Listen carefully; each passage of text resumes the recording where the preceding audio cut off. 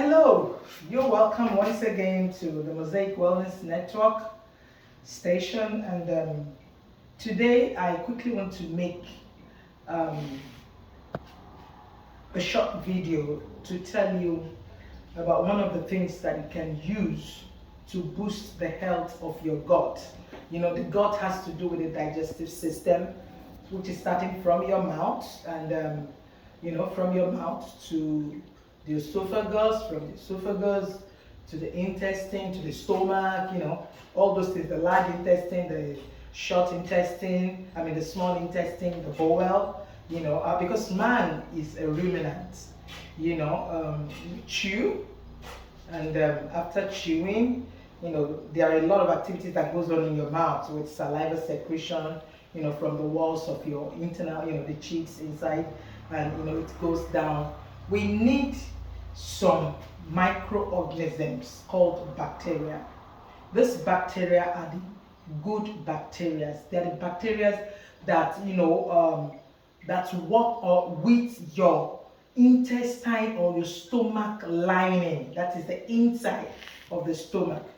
They help to facilitate, to speed up, digestion, to make sure that all the things you eat, they get there, the ones that are essential for the growth of the cells in your body, they get them to you. So this bacteria, it's one of the reasons why when we use antibiotics, antibiotics kills everything, whether good or bad, before it begins to select. It will have taken a long time.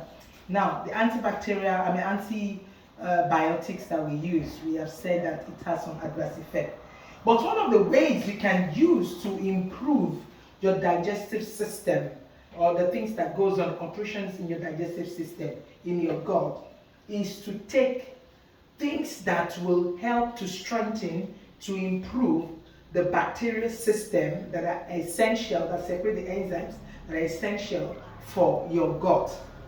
And it's one of the reasons why we encourage people to eat sour foods, because under a soury condition, under a condition that fermentation has taken place, some of these microorganisms, this bacteria, they are strengthened, they work well. So I want to present you in the world of foods, one of the ways whereby you can improve your digestive system, your gut system, your gut health, is we encourage what do we call it, yogurt.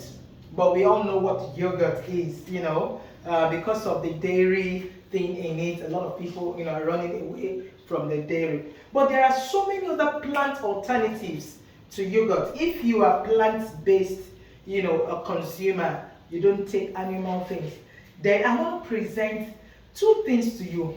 One, because of religious prohibition, so to speak, we have left one, even though it's healthy, but because of the way people have used it, in another way to affect their health or their dignity, that's why we have put it aside. I'm not going to mention the name, you can just guess.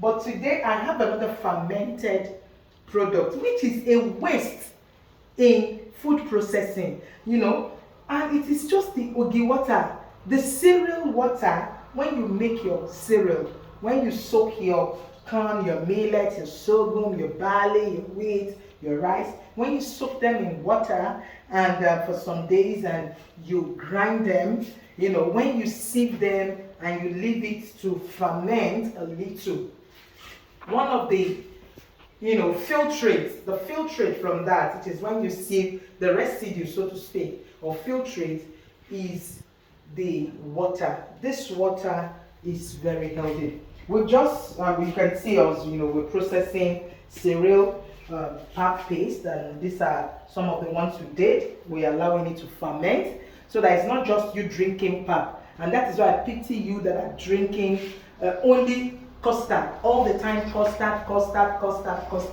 The custard you are drinking is just chemicals, except the ones you have done by yourself, homemade production. But if it's the industrial custard that we buy in packs and all that, it is just it's not healthy for you. So one of the healthiest cereals that you can have is your traditional pap or traditional cereal paste. And we have done it here. And this is the water. This water usually, by the time you have grinded, you have sieved, you have allowed it to sediment, and we usually throw off this water. But we have been throwing all away gold mine. It is gold mine for our God. So all this, there are a lot of things you can do with this. It is Sarah, it has fermented, but it's very good for you. Our fathers of old, there is no time they buy ogi or akamo, you know, the raw one, and the people that are selling it to them are going, they will ask the woman, please, can I get this? In Yoruba, they call it omedon. The truth is that this thing is full of nutrients, as much as, even more than your cereal paste, because the cereal had been soaked. The nutrient in the cereal is more or less in this water. So throwing this water away, we have thrown away 50% of the nutrient in the corn or in the cereal. So whenever time you are buying ogi, ask the person that is selling it, please, can I have the cereal water, the water that came out from it? It is sorry, but very good. Let me have a taste of it once again.